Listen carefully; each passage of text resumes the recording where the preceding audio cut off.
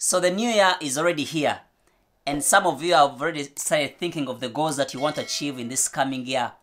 Maybe it's getting into shape, you're ready, you've bought those shorts and the sneakers, and you're ready to pay that membership for the gym. I can't really emphasize on how much money the gyms are going to make this coming year in January. Maybe it's for my Christian friends. You've bought that Bible planner. You're ready to read the whole Bible in 1 year. Come January 1st, Genesis chapter 1, you're ready. Maybe it's a certain financial goal that you want to hit by the end of the year. Maybe it's getting into that entrepreneurial space that you've been thinking about. Whatever goal it is, I want to let you in on a small secret. That goal setting has to do more with training your brain into new neural pathways than just writing down those fancy goals and in your fancy planner. And so I want to share a few thoughts on goal setting and how to train your brain for success. And so I want to thank you so much. Thank you guys. Thank you so much for showing me love. Thank you for subscribing. Thank you for sharing. Thank you for liking my intro video. I've received nothing but love from you guys. Love and support from you guys. And I want to encourage those of you that haven't yet subscribed to my channel, please go ahead and subscribe, because starting next week we'll be dropping videos every Thursday. And so please go ahead and subscribe so that you don't miss out from our materials. Alright, let's start with an illustration. A small lesson in neuroscience. The brain is a muscle. It's 70% water, and it can learn and unlearn things. So I think I'll just use my two hands. One of them is going to be called the amygdala, and this is going to be called the frontal lobe. This is our brain actually. This is how our brain is, you know. And trust me, we are talking about goal setting. Now, you know, come with me.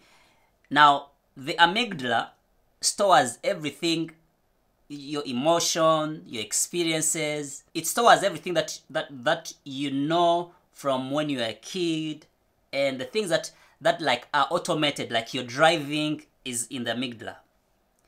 And the frontal lobe, which is like something that covers your brain, it's just like front part of your brain. This is where the decision making happens. All the expressive language, you know, when you say, okay, I want to achieve this, I want to do this, well, your goal setting happens. And so when you are faced with a situation, let's say angry, you're very angry, or you're faced with fear, this is the part that deals with fear.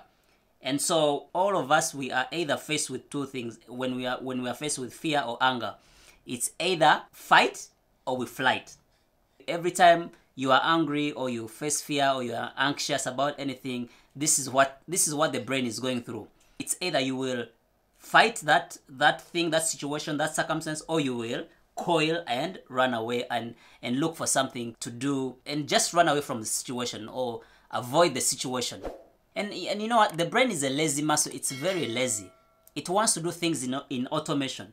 Every time you set a goal, this is the part where it first stores that information. Is this person really interested in making that $100,000?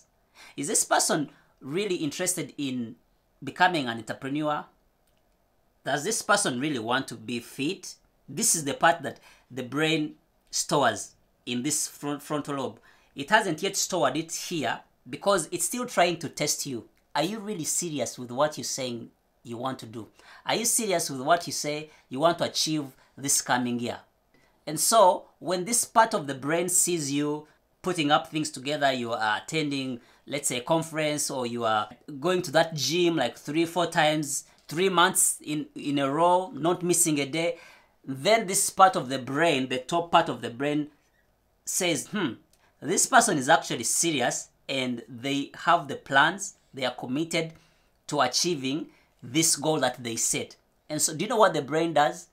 The brain brings that information and stores it down here in the amygdala.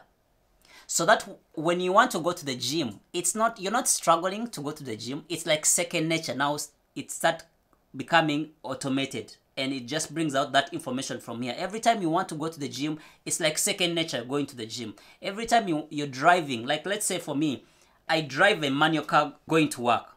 And sometimes I reach at work and I'm like, how did I get here?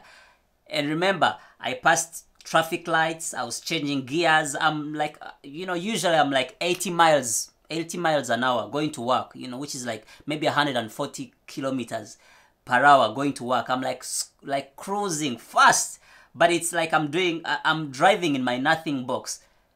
For those of you who have nothing boxes, the men, right? And you know what I mean. But it's like it's already here. It's in automation. Like driving for me is like it's in automation. Every time your brain stores information, it creates a highway or a neural pathway. That's what we call a neural pathway. When you want to drive, it just brings that information from where it stored it into the frontal lobe, and then just you hit the road running. It becomes like second nature. Have you heard of people say, oh, that person does something like it's second nature?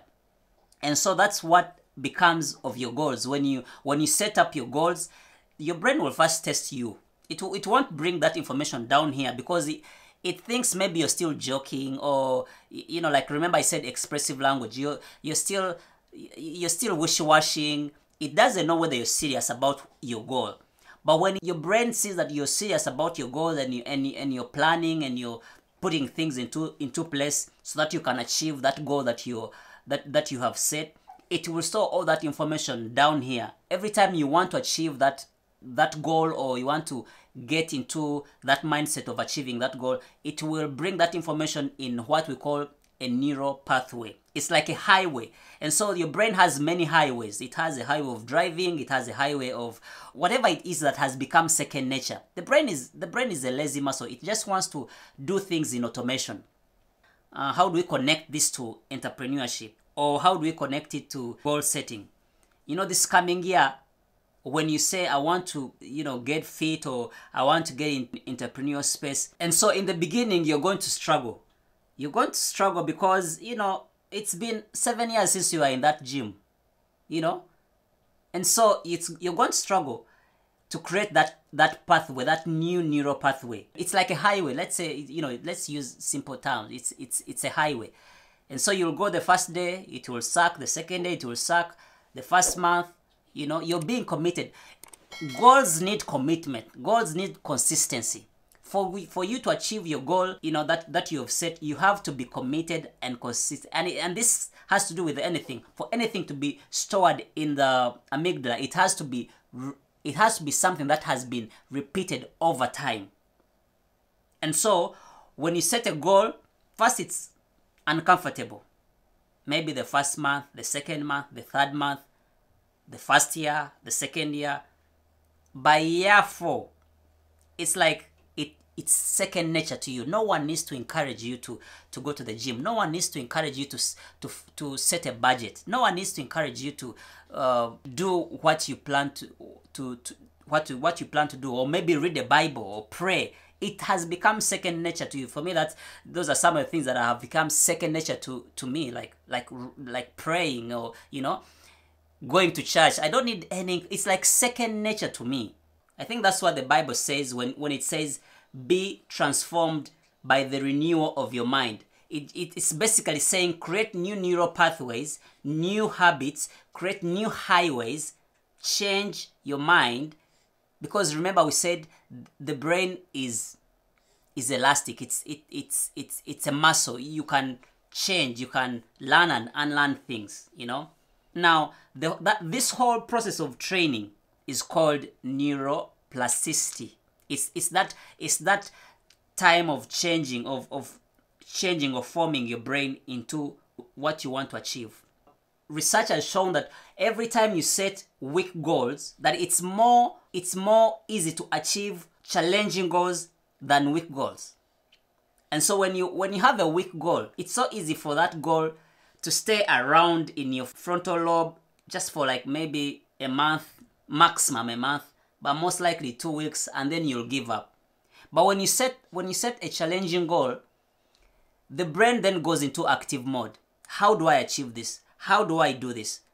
And then eventually when you start putting things together and planning and attending, either going to the gym or reading that Bible or doing whatever that you want to do, it then becomes a more easy thing to do.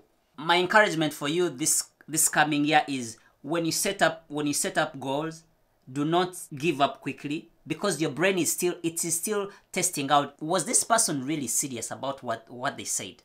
That information is still up here. It's not in automation, but it takes time, it takes training, it takes commitment, it takes consistency for that information to come down here. And when it comes down here, it becomes a neural pathway. And so I want to, I want to challenge you this coming year to set a hairy, audacious goal for yourself and stay committed, stay focused, stay consistent into that goal.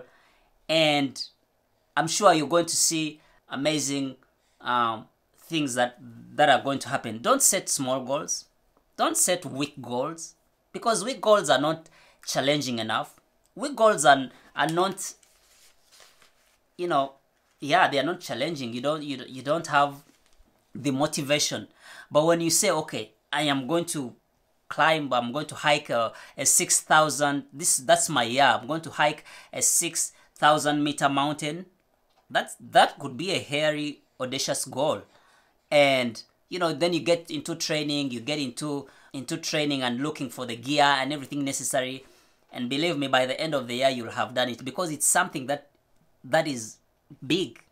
But if you say, okay, by the end of the year, I want to have bought a laptop, or maybe it's big, but that's not really challenging enough.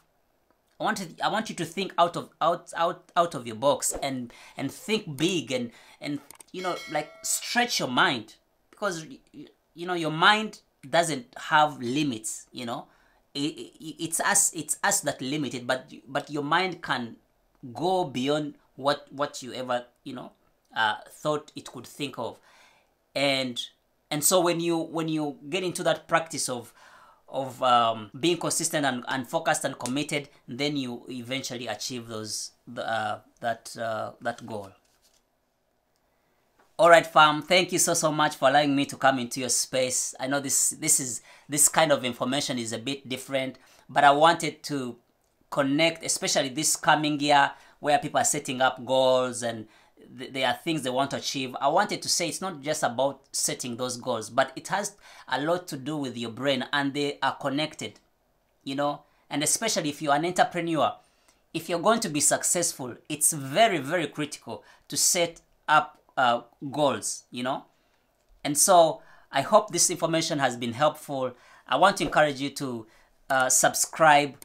We will be dropping our first video next week, Thursday, and I can't wait for that time to learn and grow and be inspired by each other. There's so much good that the House of Entrepreneurs Kitchen is cooking, and I can't wait to see you and share with you. Please go ahead and subscribe.